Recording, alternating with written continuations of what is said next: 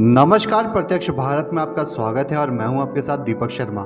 घर में किसी भी शुभ काम को करने के दौरान किन्नर जरूर आते हैं। किसी भी त्यौहार ही नहीं बल्कि यदि किसी के यहाँ शादी होती है या कोई शुभ काम हो या बच्चा पैदा होता है तब भी ये किन्नर वहाँ आते हैं और अपने हिसाब से जश्न मनाते हैं और दक्षिणा की मांग करते हैं। बहुत से लोग उनकी मांग को पूरा कर देते हैं, वहीं कई लोग उन्हें भगा देते हैं।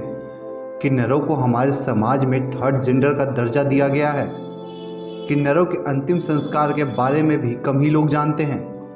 कहा यह भी जाता है कि कई लोग मरते हुए किन्नर की दुआ लेने आते हैं।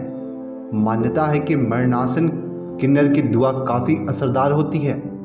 किन्नरों में शव को जलाने की बजाय दफनाया जाता है। किन्नर समाज में किसी भी मृत्यु होती है तो सबसे पहले उसकी आत्मा का आज़ाद करने की प्रक्रिया की जाती है। इसके लिए दिवंगत के शव को सफ़ेद कपड़े में लपेट दिया जाता है।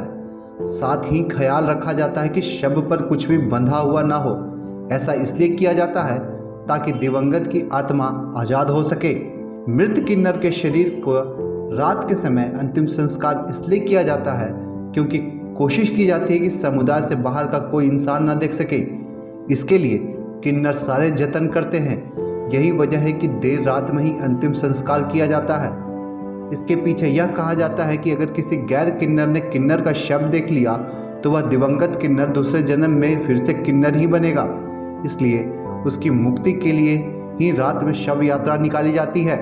बताते हैं कि किन्नर समुदाय शव यात्रा निकालने से पहले शव को जूते चप्पलों से पीटते हैं। इसके अलावा किन्नरों की शव यात्रा कभी भी दिन के समय नहीं निकाली जाती या हमेशा रात को ही निकाले जाते हैं। सभी किन्नर शव के पास खड़े होकर उसकी मुक्ति के लिए अपने आराध्य देव को धन्यवाद देते हैं। साथ ही प्रार्थना करते हैं कि दोबारा उसे किन्नर रूप में जन्म न दे।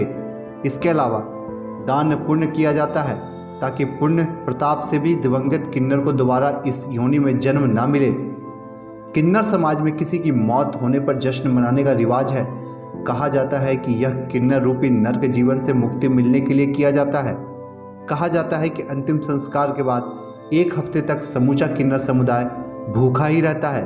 फिलहाल के लिए इतना ही। अगर आप हमारे चैनल पर नए हैं तो इसे सब्सक्राइब कर लें और नोटिफिकेशन बेल दबाना ना भूलें। धन्यवाद।